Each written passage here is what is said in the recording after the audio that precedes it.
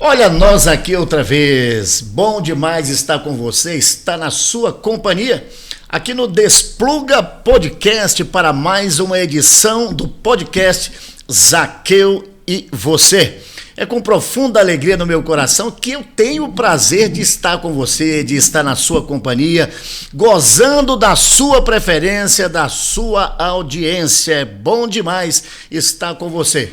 E hoje eu tenho o prazer inenarrável de bater um bate-papo aqui no Zaqueu e Você com um amigo, com um homem de grande conhecimento, de grande know-how dentro da teologia, um dos assuntos em que ele, com certeza, conhece muito bem. Eu tenho o prazer de apresentar para vocês, no Zaqueu e Você de hoje, meu amigo pastor Rossini. Bem-vindo ao Zaqueu e Você, pastor. Uma alegria, uma satisfação recebê-lo aqui hoje, nessa terça-feira mais que abençoada.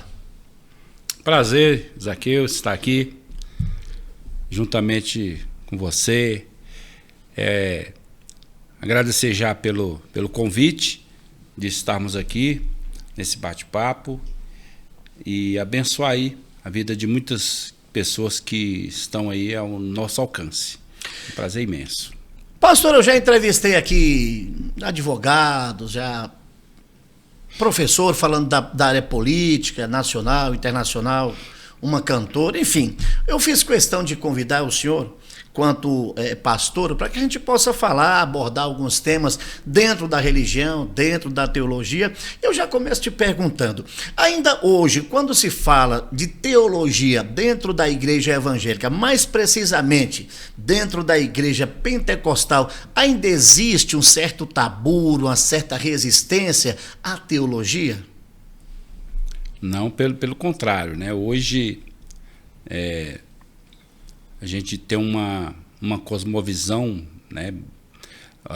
Os jovens hoje, principalmente, eles, pelo menos a boa parte de jovens que me cercam, os que estão junto comigo, eles são pessoas interessadas, né?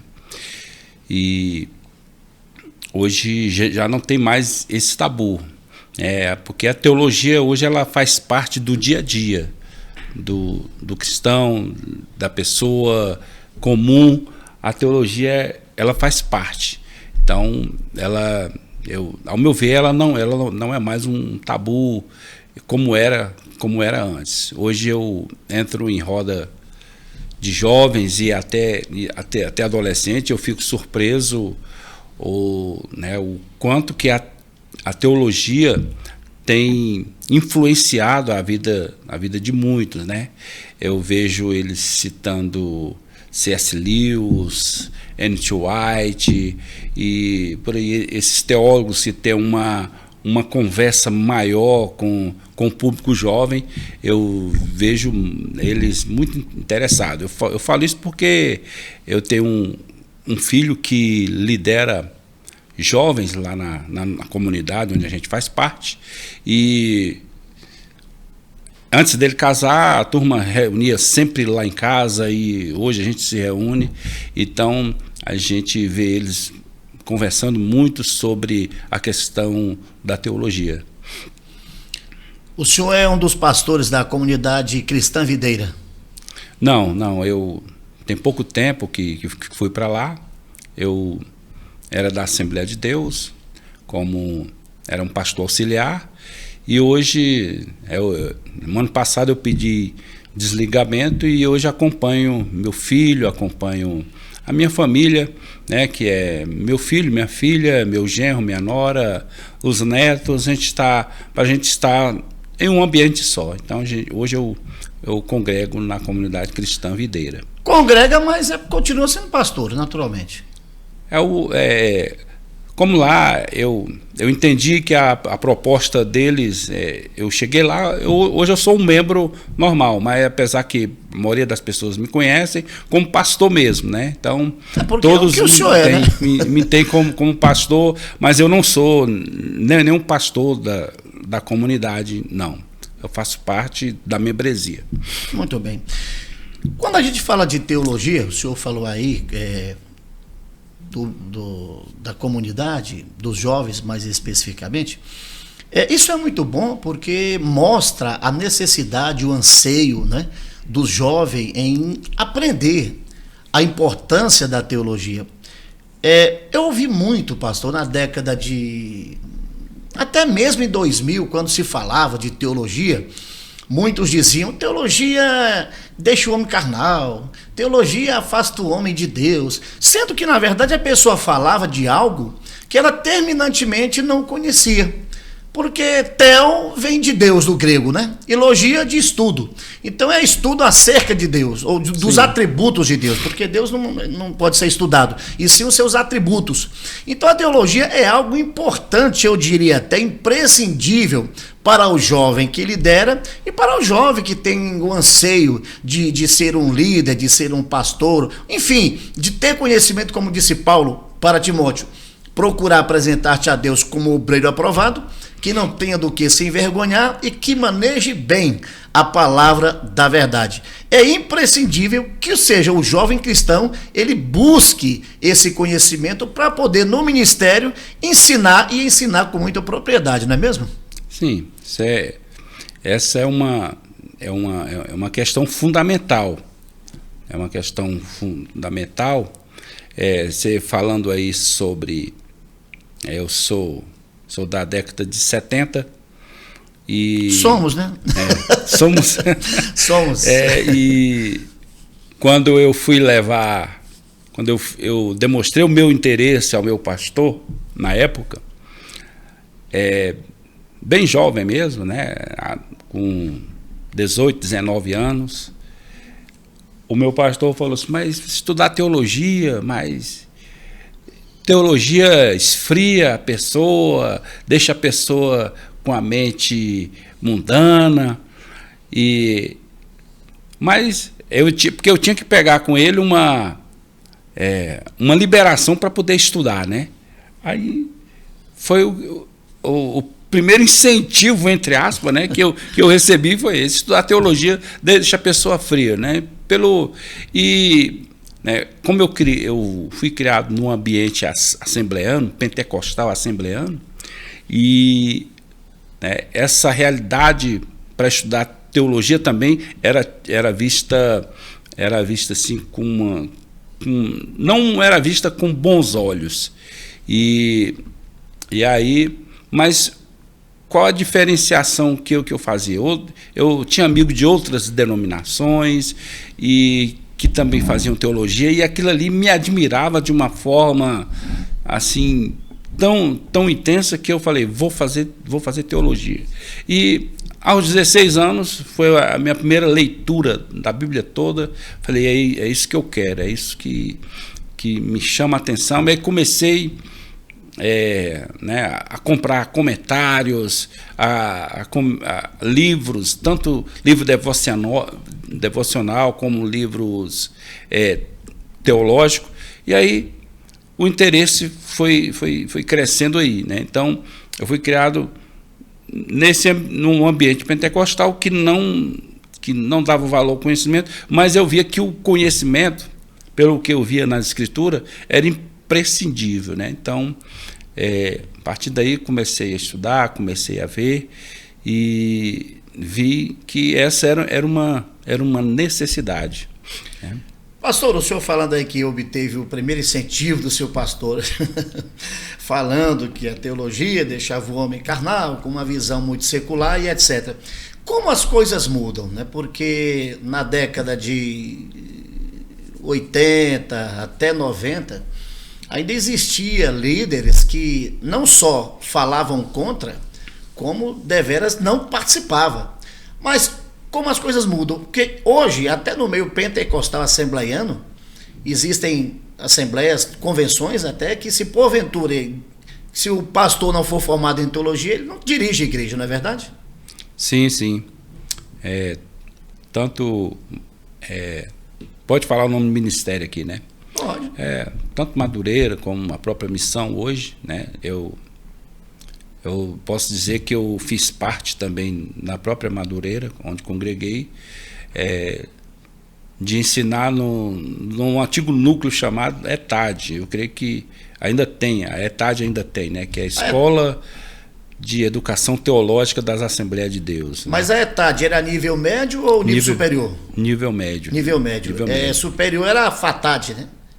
Era, né? Isso, era a FATAD. Tinha a FATAD aqui em Brasília e também depois veio a ETAD, veio a FAETAD, né? FAETAD. Que é a Faculdade Teológica das Assembleias de Deus. Eu creio que ainda deva ter, né? E eu me lembro que naquela época, né, quem participava não era nem, na sua maioria, não era nem os obreiros, eram professores de escola dominical. E aí, depois que as convenções foram acordando, os obreiros têm que se preparar, porque com a modernidade, né, o obreiro também teve que se preparar. Depois eu fui para a missão. A missão, no ministério onde eu estava, também não tinha a ETAD. Aí, quando chegamos lá, logo, né, fizemos tudo para a gente colocar um núcleo da ETAD, e aí, né, a própria convenção também, na época, o líder de onde eu estava falou: olha, os obreiros têm que se preparar. Então, assim, foi bom fazer parte dessa história, onde, né, deu-se pontapé inicial. Hoje, todas elas, eu não sei a Madureira, né, mas a missão já tem, nela, ela tem uma faculdade que prepara obreiros, né?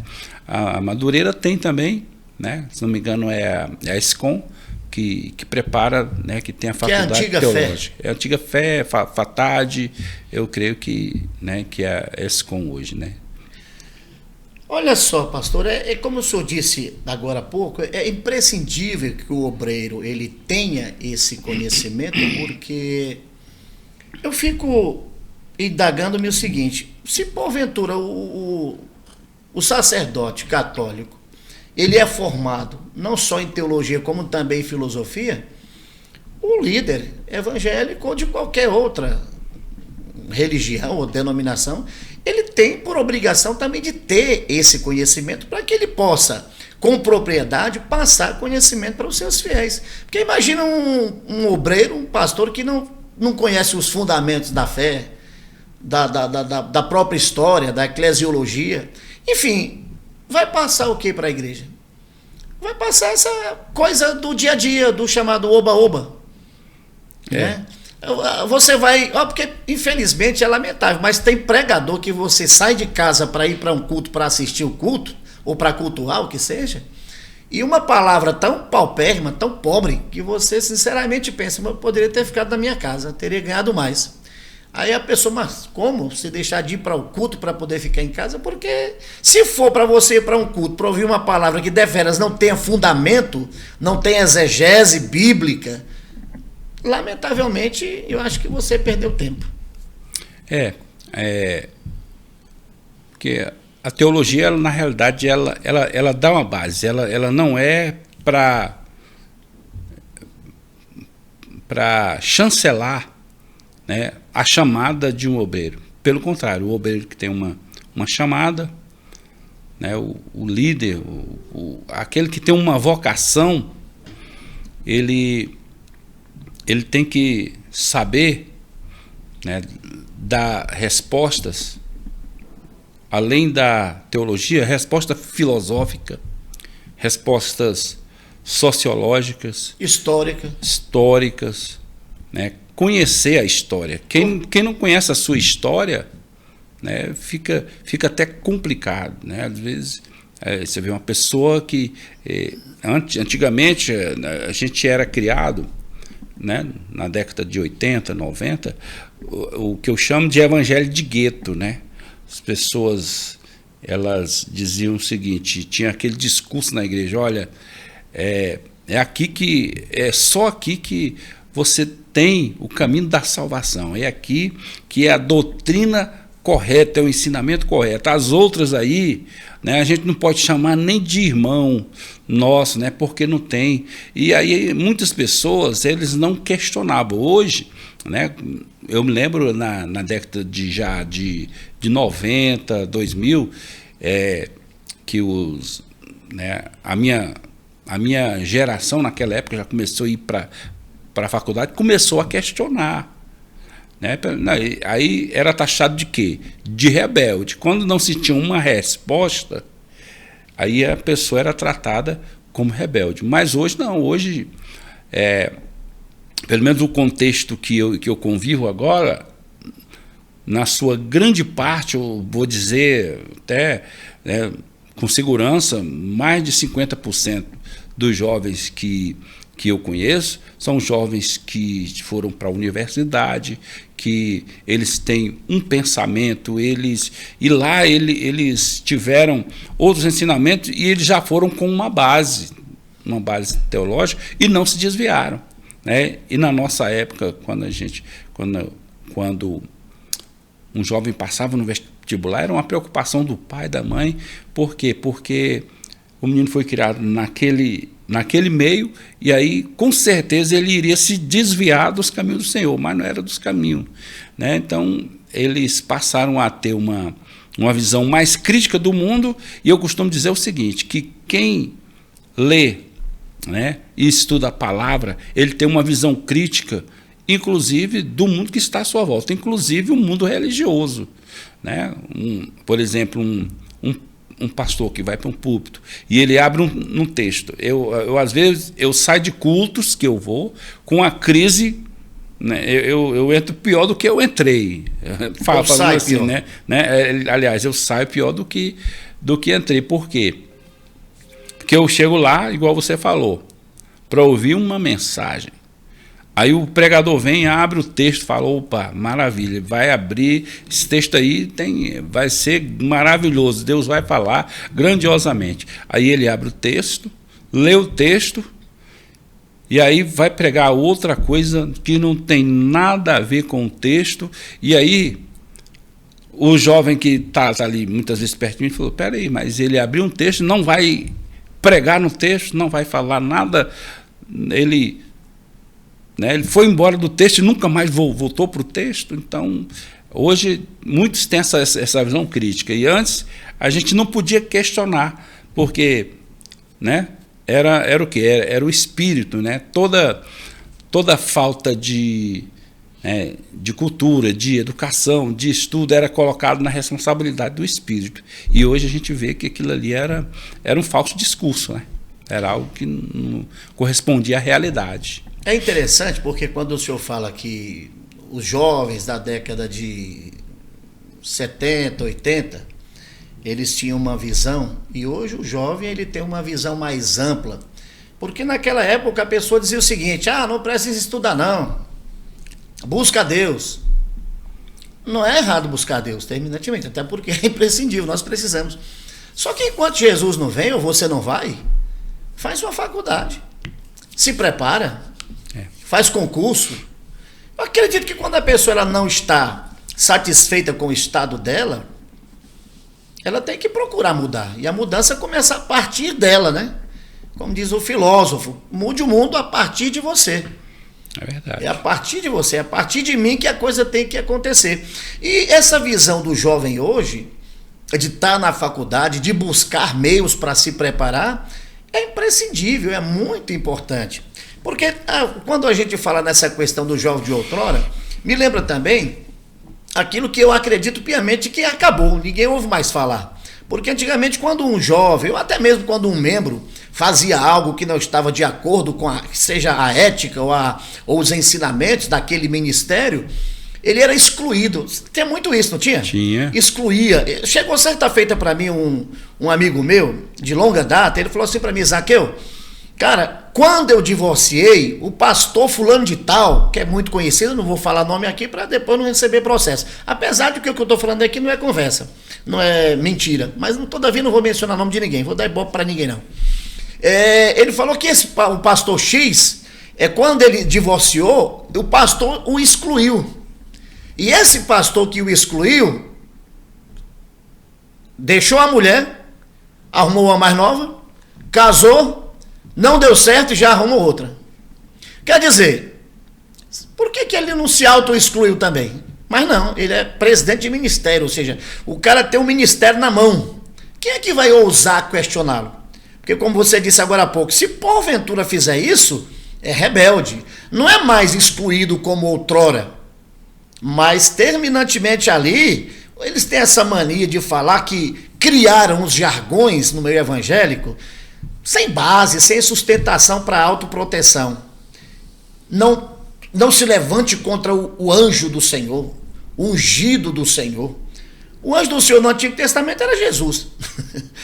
Então hoje esses caras são o anjo do Senhor, o anjo da igreja. Mas se esse anjo da igreja, ele pratica coisas condenáveis, na visão dele, que antes condenava, e hoje acontece na vida dele e não condena mais, não está contraditório esse tipo de coisa? Essa é uma grande contradição, né? Uma grande contradição. E a gente vai até, né, usando a teologia, né, a gente vai, né, porque a Bíblia, eu chamo a Bíblia o livro dos livros, porque ela não joga para debaixo do tapete o defeito dos grandes vultos, né, dos heróis da fé. Ela não joga para debaixo do tapete quando a gente observa que o rei Davi, ele cometeu adultério, ele cometeu homicídio e tudo, né, aparentemente ninguém estava vendo ali, só ali quem sabia era o seu general, da ordem que ele havia dado. Ele adulterou com a mulher do seu guerreiro, mandou chamar o guerreiro e aí mandou ele de volta para casa, ele não foi. E toda aquela história que a gente conhece do próprio rei Davi e do pecado de adultério e do homicídio que ele praticou, ele fez como se nada tivesse, né? E aí foi levar a vida como se nada tivesse acontecido, até que ele foi confrontado pelo profeta Natan, né? Quando o profeta Natan vai contar a ele uma história de que um homem tinha muitas ovelhas e tinha um outro que tinha uma ovelhinha que ela era como se fosse o pet da família, e aí o homem rico pegou aquela ovelhinha, matou e deu, né, como deu para o seu amigo. E aí o rei Davi, né, quis fazer a justiça. Quem é esse homem? Esse homem tem que morrer. Aí quando ele é confrontado, né, esse homem é você, rei. Ou quando o seu pecado é revelado, né? Quando o seu pecado é revelado. Então aí ele caiu em si. Então, assim, a Bíblia está cheia de histórias, né? Eu sempre costumo dizer que aquilo que acontece hoje nos bastidores e que não se tornou, não é tão bastidor, e a gente está já acostumado a ver nas mídias, né? Falando isso aí, a gente está vendo nas mídias, nas redes sociais, nos noticiários, como que está entranhado essa questão dos pecados escondidos que vem à tona, né? E como isso aí antes era fácil, muito mais fácil de esconder, né? Eu me lembro que líderes da minha época de criança e adolescente e até jovem, porque na minha época de jovem, meu pai foi colocar televisão, eu tinha 20 para 22 anos de idade. Era proibido televisão. Mas depois a gente descobria que na casa do líder tinha televisão, né? Era proibido na igreja, mas na casa dele tinha. Para a membresia era proibido, para o líder era permitido. Então, assim, era uma disparidade, né? Que contradição. Essas contradições, elas sempre existiram, né?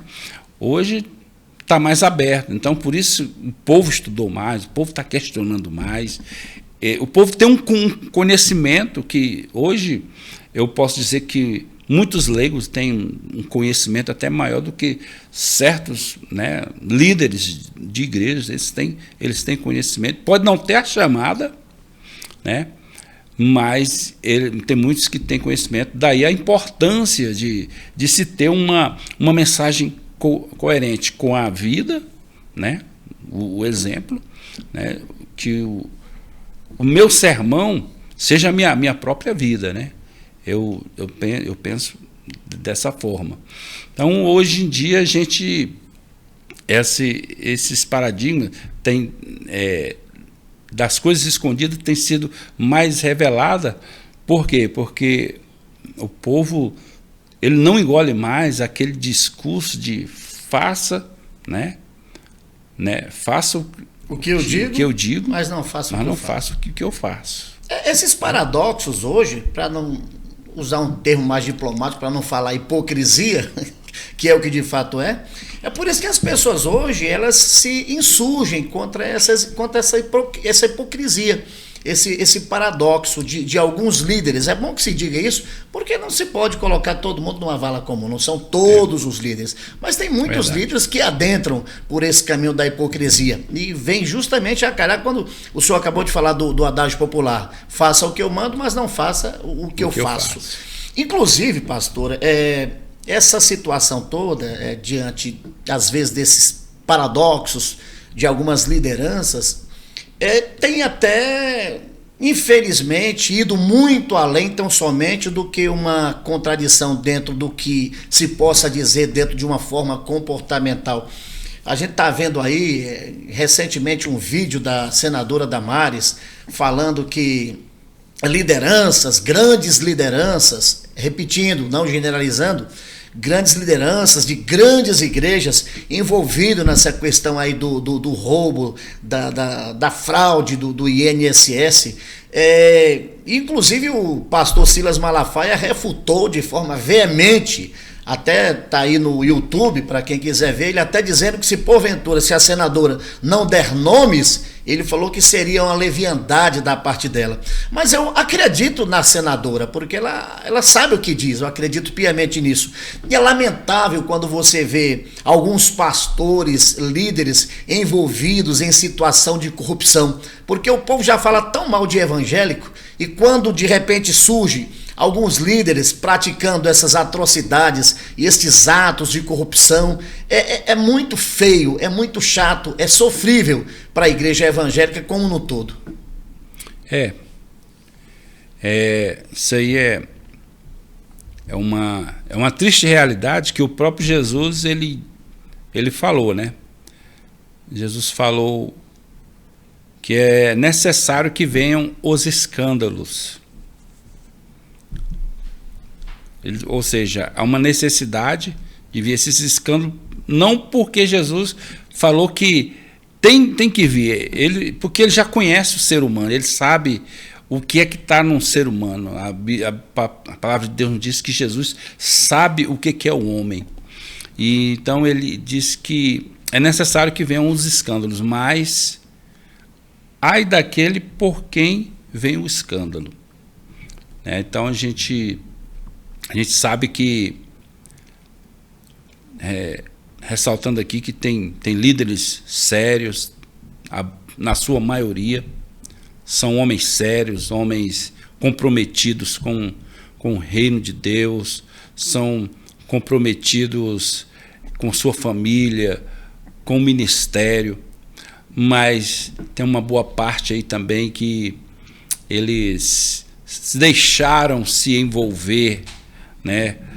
Foram engoldados pela sua própria ganância, conforme diz a própria palavra, e aí eles caíram, né? A gente vê, né? São grandes lideranças, né? de grandes denominações que têm caído, né? A gente vê em muitas convenções como que eles estão entrelaçados com, né, e comprometidos com o governo, com a corrupção. E às vezes a gente fica pensando, mas, né, Será por que isso? A própria palavra já diz que nos últimos dias, né, a corrupção seria tamanha, e a gente, quando estuda, olha aí a importância de estudar em teologia a história da igreja, né? A gente vê, né, que isso aí, tanto a história da igreja, a história, né, dos reis de Israel, dos juízes, nós vamos observar que aonde tem o ser humano e que ele abre o coração, né, para a corrupção, ele, né, o ser humano ele é corruptível, né? Ele está sujeito e, né, e o poder, né, a Bíblia não fala que é o dinheiro que é a raiz dos males, né? Mas o amor ao dinheiro, né? O amor ao dinheiro é a raiz de todos os males.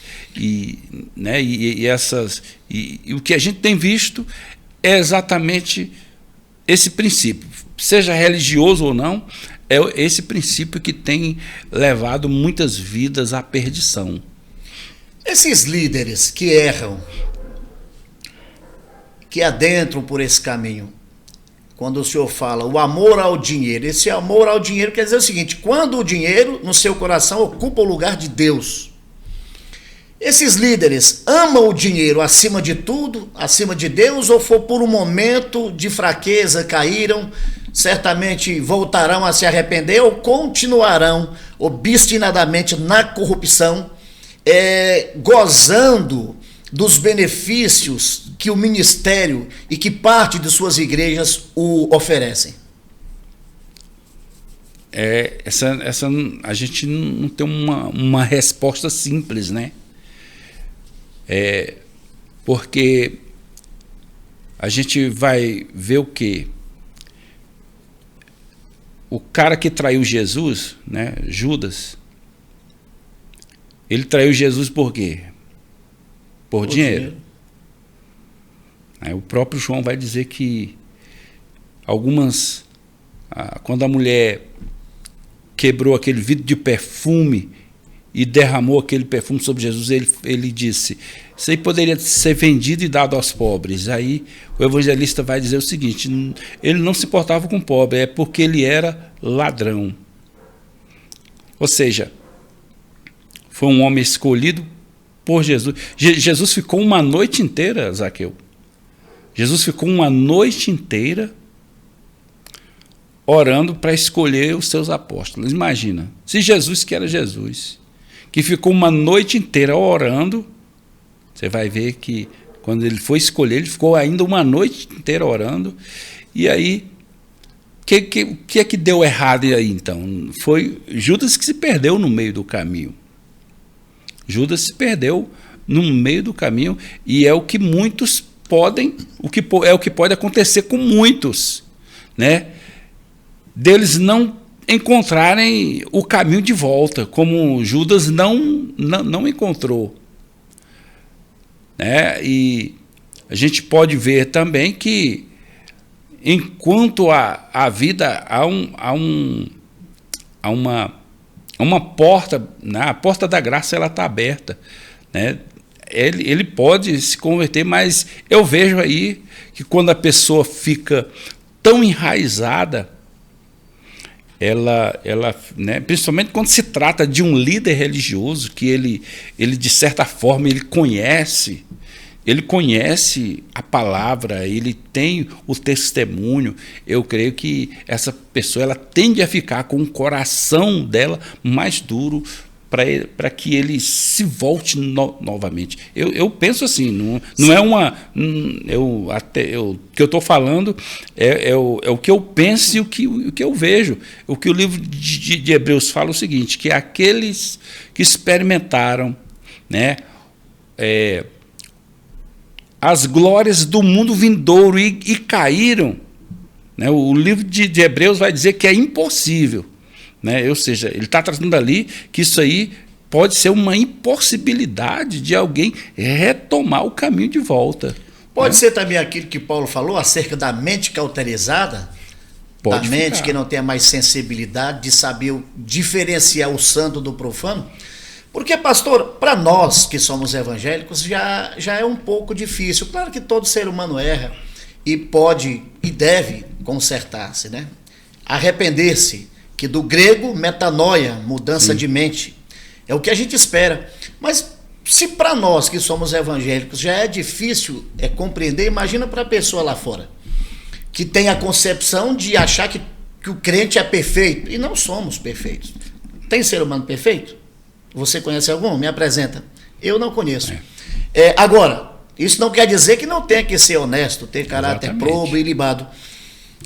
Quando o líder religioso ele faz isso, é mais complicado, porque, como bem disse o senhor, ele está ali com a Bíblia na mão, ele está ensinando o correto, e por conseguinte ele tem que praticar o que é correto.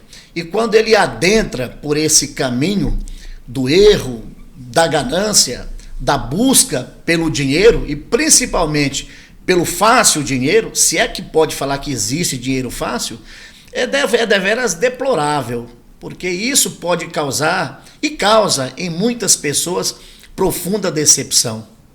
Não é isso? Sim. Porque você espera daquela pessoa o melhor. É como diz um versículo de 1 Coríntios 13, quando você ama alguém, você sempre acreditará naquela pessoa, sempre esperará o melhor dela e sempre se manterá em defesa. E aí defender um líder que pratica tais atrocidades é algo indefensável. Você vai alegar o quê? Exatamente, para poder, sabe? E as pessoas acham, como disse e repito, que evangélico é perfeito. Eu me lembro que certa feita eu estava almoçando, eu trabalhava numa certa empresa, e nós estávamos numa mesa almoçando, e aí teve um irmãozinho lá que ele teceu um comentário, falou: Zaqueu, esse mês eu estou devendo tanto. E uma mulher lá, ela era muito snob, bem sarcástica, ela sorrindo de forma sarcástica falou assim: uai, crente deve? Aquilo me causou indignação. Eu falei: crente deve. Se você cortar o seu braço e eu cortar o meu sangue é vermelho, o meu também é vermelho. Crente deve, não pode deixar de pagar. Mas não é só a questão do crente, todo mundo que deve não tem que pagar. Se você é uma pessoa honesta, decente, se eu te pedir emprestado 10 centavos, eu tenho que te devolver. Não é porque é 10 centavos, é porque você me emprestou. Se você me dá, me doa, é uma coisa. Se você me emprestou, eu tenho por obrigação, dentro daquilo que eu aprendi, de devolver, não é isso? Essa pelo menos é o que a palavra nos ensina, né? O princípio da honestidade, né? E hoje, até os dias de hoje, né, a gente vê que eu me lembro quando eu era adolescente, se alguém dissesse assim, ó, não pode vender, né, porque naquela época pode vender fiado, né, o velho fiado, né, pode vender fiado para ele que ele é crente. Mas hoje, infelizmente, se você disser em alguns lugares, não pode me vender que eu sou evangélico, né? Você já vai ter um não ali como resposta, porque tem sido a maioria das pessoas, eu pelo menos na minha experiência também, como cristão também, todas as pessoas que me causaram prejuízo, todas elas eram meus irmãos na fé. Mas nem por isso eu deixo de acreditar, tá bom? Eu quero deixar claro que eu não sou uma pessoa que azeda nem amarga porque alguém me enganou, porque alguém deixou de me pagar por causa de A ou B, né? Eu estou falando a minha experiência, mas a minha experiência me diz o quê? Que existem pessoas boas, existem pessoas honestas, existem pessoas que dão testemunho, que eu conheço também. Eu não vou ser uma pessoa negativa e dizer para você que eu tive só experiência negativa, eu tenho experiência positiva, né, com pessoas de caráter, né? Eu vim de um lar que meu pai era um homem de caráter, né? E ele sempre passou também esse mesmo princípio de vida, ele passou para mim. Olha, nunca compre aquilo que você não pode pagar. E eu tenho tentado, né? Tenho tentado que a gente também tem que avaliar situações. Tem situações que a gente entra nelas que até em questão de ordem financeira. De educação financeira. Então, você sofre um revés. Né? Há 5 anos você conhece a história. Eu perdi a visão, né? Aí a mesma empresa que eu trabalhava, mesmo dia mandou embora, porque era um CNPJ representando o outro CNPJ, e aí foram 5 anos só de perca. Então, eu fiquei devendo algumas pessoas, né? Ainda devo algumas pessoas, mas a maioria delas hoje eu já paguei. Então, assim, são coisas que são infortúnios na nossa vida que acontecem, né? Mas só que foi o seguinte: todas as pessoas que eu devia, eles sabiam que eu estava passando, e no momento que que Deus me restabelecesse na questão financeira, eu iria, né, restituí-los. Então, foi isso que aconteceu com muitos, né? Como eu também sou da área empresarial, né? O meu CNPJ ainda tem algumas dívidas, mas pretendo estar trabalhando, pagando também. Então, porque tem uma coisa, entre um revés que acontece na área financeira, e também a gente conhece história de pessoas que eles vivem, né, de fazer maus negócios, de passar os outros para trás, golpes, né? Então tem uma coisa, tem um lado, tem dois lados, né? A história nessa questão tem 2 lados, mas o princípio cristão é esse de honestidade, né? Que a palavra de Deus nos ensina. Porque dever não é errado. Errado é não deixar de pagar. É deixar de pagar, o melhor. É não honrar a dívida. Pastor, eu me lembro, na década de 80, quando muitos jovens, eles iam para a igreja evangélica, alguns que tinham chamado, tinha aquele sonho de ser pastor, ter esse ministério, ter essa vocação, essa nomenclatura. O senhor acredita que talvez, em razão de alguns agirem de forma tão contraditória, tão errônea, o senhor acha que isso possa ter, de alguma forma, corroborado para que o jovem tenha deixado... até porque, olha só, imagina, vou entrar aqui noutra questão, mas dentro do mesmo tema. Antigamente o nome pastor era tão usado, né? E hoje já mudaram tudo, né? Hoje apesar que está lá na Bíblia, né? É bispo, hoje já tem o apóstolo, né? Tem. O cara nunca viu Jesus na vida e é o apóstolo. Você olha para a cara do cara, o cara está numa decadência desgramada, mas é apóstolo. Daqui a pouco vão criar o semideus. Vamos ouvir o semideus, fulano de tal, porque só falta isso. E é uma briga entre alguns pregadores ditos grandes. Recentemente eu vi um falando aí, brigando com outro, chamando de idiota, de imbecil, de bobo, de tolo, porque o camarada dizendo que Jesus era rico, tinha casa na praia e tudo mais. Essa heresia toda que a gente vê esses camaradas que sinceramente crescem um pouquinho, já se acham muita coisa, e dizendo que Jesus tem casa na praia e coisa e tal, quando Jesus falou que não tinha nem onde reclinar a cabeça.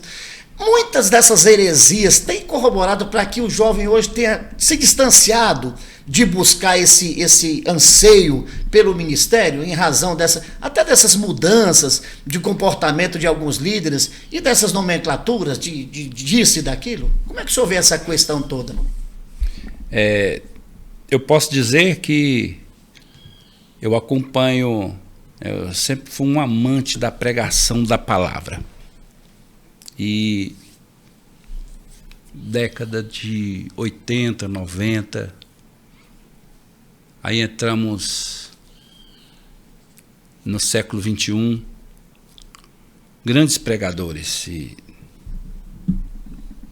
a nível pentecostal, né, nacional, mas se levantaram homens que aquilo que eu falei, o grupo que eu faço parte são pessoas que da minha idade, a idade dos meus filhos, e a gente compartilha também, né, as mudanças e compartilha também o que a gente viveu. E como que a gente sempre amou a pregação, mas que muitos tomaram rumos diferentes, né? Você estava falando aí de um pregador que falou que Jesus tinha casa na praia. A gente via muito na questão da pregação, né, o enfeite, o arranjo que era colocado nas pregações, né, aquela oratória e até alguma. Eu vi até. Né, tinha um congresso muito famoso aqui na nossa época, e vinham pregadores de renome nacional. Era em Brasília ou em Anápolis? Aqui em Brasília mesmo. Aqui em Brasília. Eu posso até dizer o Comadet, né? Comadet. E Anápolis tinha muito lá também, né? Tinha também. Muito famoso, né? Na década de 80, 90. 80, 90.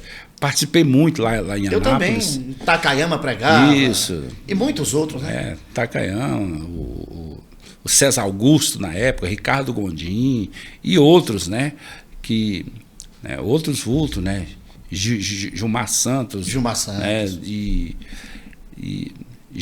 próprio Gesiel Gomes, né? Então, assim, eu estava até falando esses dias que esses pregadores, eles fizeram história, mas ficaram lá, né? Eles não evoluíram, né? Eu não estou falando o Pentecoste sempre vai ser, né, Pentecoste. Eu sou pentecostal, mas o discurso, eu não vou nem falar o discurso deles, né, continua o mesmo, né? Esses dias eu vi um pregador falando assim que comparando, né, com a velha geração e a nova geração. A geração atual usa tênis nos púlpitos, né? O púlpito é um lugar sagrado, é um lugar de se usar sapato. Então, são coisas que não cabem mais nos dias de hoje. Por quê? Porque se não tiver gravata, não se não tiver gravata. Então, esse discurso, né? E aí se levanta aquele saudosista, no meu tempo. Aí eu sempre digo, né? Aonde eu. Peraí, seu tempo era benção e hoje, né? Mudaram-se muitas coisas, mas e aí? A gente tem que crescer mais na graça e no conhecimento. Hoje eu vejo um povo que ele não engole qualquer coisa. Se eu trouxer um texto, se eu for pregar num texto e dele colocar uma história extra-bíblica que eu li nos livros e colocar aquilo ali na pregação, não enriquece a pregação. Igual eu vi uma pessoa falando sobre o nascimento de Jesus, que está lá. Daí depois ele pega uma história extra-bíblica e aí ele vai contar, e aí isso aí cai no descrédito do povo. Igual essa pessoa dizer assim que Jesus tinha uma casa na beira da praia. Que relevância tem isso aí né? Gera polêmica somente. Só gera polêmica. Agora, antes que eu esqueça, uma pergunta. Quando você fala da velha geração em contraste com essa nova, a velha geração, não no sentido pejorativo, quando o senhor fala que ficou lá para trás, isso é um mérito? O seu discurso não mudou? É um mérito ou demérito para eles, para essa geração? Eu creio que para essa geração é um demérito. Por quê? Porque ela não tem mais voz, esse discurso, né, de trazer o velho para o novo, ou seja, não tem voz ativa hoje. Não tem voz ativa. Porque, olha só, em contrapartida, a gente vê hoje essa geração, eu estou falando dentro do pentecostalismo, mais precisamente nessas igrejas como a Assembleia de Deus e outras aí. Hoje a gente vê esses pregadores de hoje, não são todos naturalmente, nunca se pode generalizar, já dizia o escritor que toda unanimidade é burra. E eu, terminantemente, não seria injusto para assim fazê-lo. Mas o que a gente vê é que hoje, dentro da pregação, o senhor falou agora há pouco, existe um contexto meio que teatralizado da mensagem, uma coisa meio teatral. Tanto é que tem pregadores que quando vão pregar tem que ter um fundo musical, uma coisa muito que emocional, né? Não é pregando, jamais fazendo discurso contra a filosofia, porque a filosofia, o seu significado é amor pela sabedoria, ao conhecimento, mas vai muito mais uma coisa filosófica do que propriamente bíblica, exegética, histórica, arqueológica e etc. Essa geração de hoje, também com seus discursos meio teatral, também não pode ser um demérito, algo que possa trazer pouco conteúdo e consistência teológica, exegética para a igreja? Sim, a gente... Aquilo que foi bom... O que eu vou dizer aqui? A essência da palavra, ela foi boa para décadas, para todas as décadas. E ela é essencial para os dias de hoje. Hoje a gente vive também...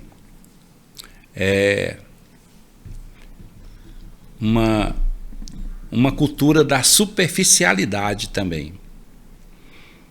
Eu tenho visto também, apesar de todo o conhecimento que se tem, né, eu vejo também uma superficialidade até na questão dos novos também que tem surgido, mas tem muita gente boa aí, viu? Tem muita gente boa. Né? Mas eu vejo uma superficialidade também numa boa parte. E, inclusive, isso parte para onde também, quando fala da pregação, a pregação ela só é um momento daquilo que a gente chama do culto, na adoração. Né? Os cultos muito superficiais também, né? Com uma linguagem muitas vezes intimista, né? Que nas suas letras expressa muita intimidade, mas que na realidade é aquilo que eu li no livro do Ciro Sanches, né? Erros que os pregadores devem evitar, erros que os adoradores devem também evitar, são obras, para você que quer ter uma crítica em relação a isso, ler essas obras do Ciro Sanches. Erros que os pregadores devem evitar, evangelhos que Paulo jamais pregaria. São muitas vezes evangelhos que abraçam somente uma parte da teologia e aí deixa a essência da palavra, né, entrar na igreja. E então tem sido também, eu vejo que a superficialidade em muitos meios, e aí se cria muitos movimentos, vamos dizer assim, para tentar suprir, né, a falta de uma palavra bem pregada, de uma palavra bem estruturada, de uma palavra que foi estudada, foi orada e foi colocada diante de Deus, né? Aquilo que é um dos heróis da fé dizia, né? Ou coloque fogo no seu sermão, ou coloque seu sermão no fogo, né? Então, ou coloque fogo no seu sermão, ou coloque o seu sermão no fogo. Quer dizer o quê? Que não adianta eu preparar ele intelectualmente se eu não tiver o fogo do Espírito, né? A mensagem tem que ser carregada de quê? De conhecimento, raciocínio, mas também de uma espiritualidade que só o Espírito que revelou, iluminou, inspirou a palavra que pode dar ao homem, né? É que nem hoje, você falando aí desse homem de Deus que falou essa frase aí do sermão, eu fico indagando também, pensando, hoje muitas pessoas falam muito essa coisa, eu não sei, de repente quando a pessoa fala o que deveras ela quer dizer. A gente ouve muito essa questão, essa palavra hoje. A igreja tem que ter estratégias, não é isso? O que dizem? Sim. Só se de repente alguém tentar me explicar quais seriam essas estratégias. Mas Spurgeon, sem querer ser radical, Spurgeon falou o seguinte, que uma igreja que busca estratégia, claro, naturalmente humana, é uma igreja prostituída, é uma igreja prostituta, é uma igreja que terminantemente ela não vai estar dentro ou não estará dentro de uma direção de Deus, porque as coisas de Deus não são simples. Charles Finney foi pregar certa feita num galpão, e quando as mulheres o viram lá, que ele começou a pregar, muitas ficaram meio que assombradas, e chegaram um momento em que, chorando, entregaram suas vidas para Cristo. Hoje o pregador ele precisa desse marketing todo, dessa estratégia para alcançar o coração das pessoas, ou ele tem que ter uma vida no altar de Deus consagrada e irrepreensível, não diante dos homens, mas diante de si, dentro da intimidade entre ele e Deus? Penso eu que seja isso. Ou é muito simplista esse meu pensamento? O que eu penso aqui? Quem foi que Deus mais usou, vamos dizer assim, primeiro século, na igreja cristã? Vamos tratar do cânon do Novo Testamento. Depois o próprio Jesus foi Paulo, né? Foi Paulo. Agora, quem era Paulo? A mente, para mim, né, uma das mentes mais brilhantes, né, fariseu, para ser fariseu, tinha que ter um conhecimento, criado aos pés de Gamaliel, poliglota, homem com 2 cidadanias. E cidadanias por direito, não por comprar. Direito, por direito. Então, assim, o que eu vejo? Quem que Deus poderia usar? Deus poderia pegar um dos 12 que ele escolheu. Essa é um pensamento meu.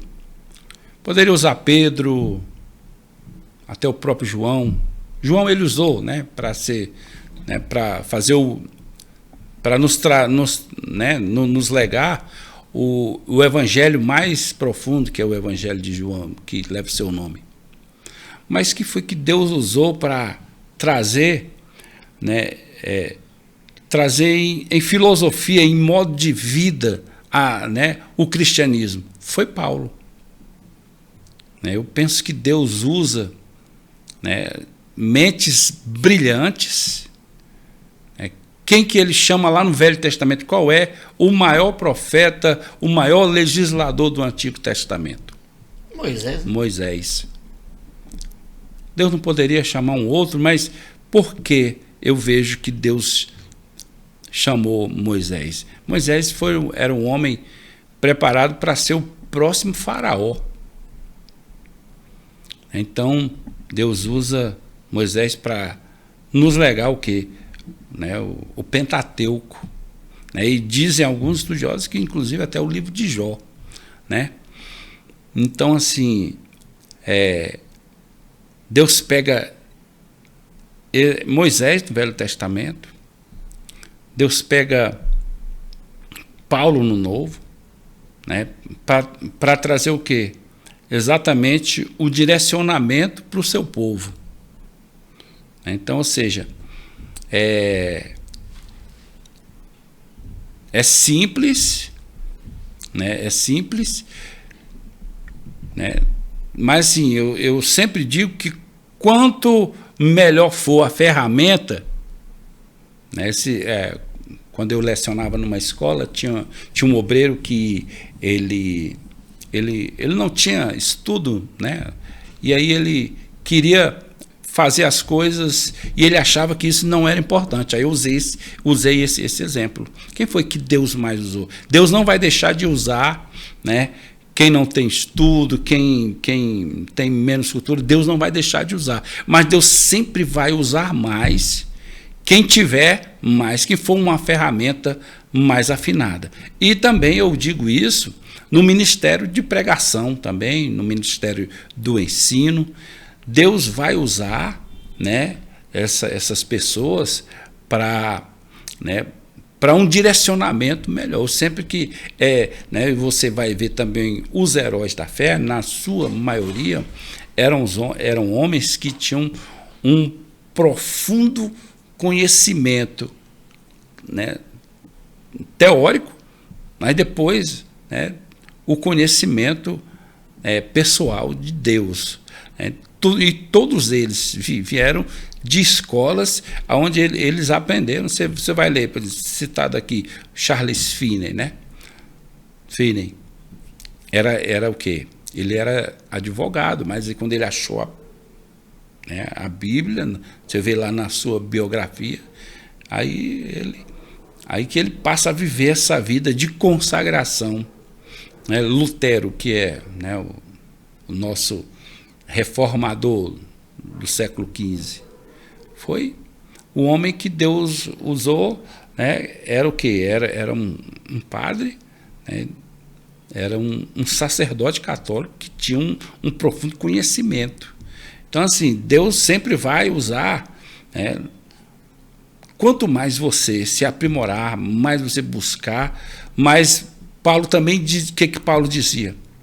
Que ele, quando foi pregar, ele não pregou o quê? O conhecimento que ele tinha. Ele pregava a Cristo.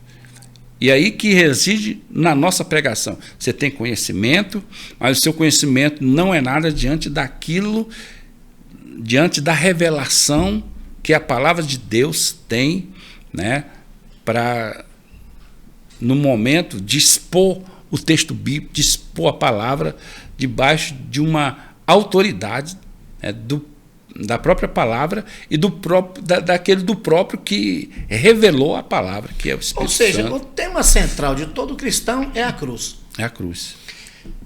Bom demais estar com você, estar na sua companhia, no Zaqueu e Você de hoje. Estou batendo um papo aqui com meu amigo pastor Rossini. Quero agradecer a você imensamente pela sua audiência, pela sua companhia. É sempre bom estar com você e saiba que esse podcast é feito para você, ok? Um grande abraço a todos vocês e, por conseguinte, as suas respectivas famílias. Pastor Rossini, o senhor falou aí em Lutero. É notório, é sabido que a reforma protestante foi algo extraordinário da parte de Deus. Mas é fato que Lutero tinha, no nosso ponto de vista, um defeito muito grande, uma contradição muito grande. Ele era antissemita? Sim, era antissemita. E alguns também, né? Alguns reformadores foram antissemitas também, né?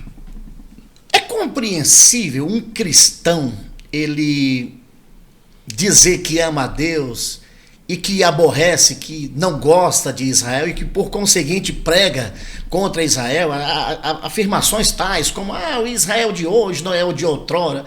Israel não mudou e nem Deus mudou. Israel é o relógio de Deus para a atuação no anfiteatro da existência humana. Não é, eu particularmente, Zaqueu, eu acho extremamente contraditório um cristão ele dizer que não ama Israel e que, por conseguinte, não defende Israel. Eu também partilho da mesma ideia, né? E eu vejo Paulo, a preocupação de Paulo, né, do próprio apóstolo Paulo, quando na sua carta à igreja de Roma, ele tem essa preocupação, né, com os judeus. Eu vejo também que a reforma, em tratando-se de reforma, ela foi muito boa, mas ela também teve muita coisa negativa que ela trouxe, né, que eles trouxeram, né, daquilo que era a sua base teológica, né. Teve a reforma, mas eles tinham também por trás disso, eles tinham uma base teológica, né, que os influenciava. A reforma eu vejo como uma ignição, quando você liga um carro e ela vai, né, aí tem a primeira, tem a segunda, a terceira, a quarta, até estar em desenvolvimento. E eu vejo um grande erro, né, hoje, inclusive em alguns meios cristãos, que, né, eles são antissemitas, sendo que eu não considero que a igreja seja o Israel de Deus. É uma figura, né? Vamos dizer assim, né? Uma figura. E, né, Paulo disse que Deus ainda tem um propósito com esse povo. Deus tem um propósito. E o propósito dele com o seu povo, né, não morreu. Né? Ele disse que Israel, todo Israel ainda vai ser salvo. E eu creio dessa forma. E eu creio também, né, que e hoje há inclusive movimentos políticos e religiosos contra Israel, né? Mas são movimentos que a gente, né, são declaradamente de esquerda, que, né, se abraçaram hoje contra Israel, né? Mas Israel, na visão bíblica, ela continua sendo o povo de Deus. Eles não estão dentro hoje da aliança porque eles abriram um espaço para nós, né? Aquilo que a gente entende como dispensacionalismo, né? Abriu esse espaço para nós até que o tempo dos gentios, né? A palavra fala, o tempo dos gentios se conclua. Eu não sei até que tempo vai durar o tempo do gentio. Eu só sei que o negócio não está muito, né? O negócio, os sinais se cumpriram, então biblicamente está próximo. Está próximo. Olha, é importante, dentro do que o pastor Rossini falou, essa coisa de muitos cristãos dizer a igreja é o novo Israel de Deus. Nunca foi e nunca será. Isto chama-se doutrina da substituição. Igreja é igreja e Israel é Israel. Da mesma forma que eu sou Zaqueu e ele é Rossini. Coisas completamente distintas, mas dizendo que Israel é o relógio de Deus para a sua atuação no anfiteatro da existência. Nosso tempo acabou, pastor Rossini. Olha, foi um prazer imenso. Pena muito rápido, né? Foi um prazer recebê-lo aqui. As tuas considerações finais. Um prazer, né? Um prazer imenso estar aqui. Quero mandar aqui um abraço grande, né? Para depois convide, né? A gente tá de pastor novo lá na comunidade, pastor Fabinho, né? É um pastor, né? Prega a palavra também, depois vamos tentar trazê-lo aqui. E um abraço também para minha esposa, a minha fiel companheira, né? Vamos fazer 33 anos de casado e é a melhor companhia que eu tenho na minha vida, né? Meus filhos e meus netos, que são o meu mel, né, nesse tempo. Tá dado o recado, então. E agradecer a você que nos deu o prazer da sua companhia. Um grande abraço a você. Zaqueu e você voltará na próxima terça-feira. Mas pedindo a você, se inscreva no canal, compartilha, aperta lá o sininho para que você receba as notificações. Um grande abraço e até a próxima terça.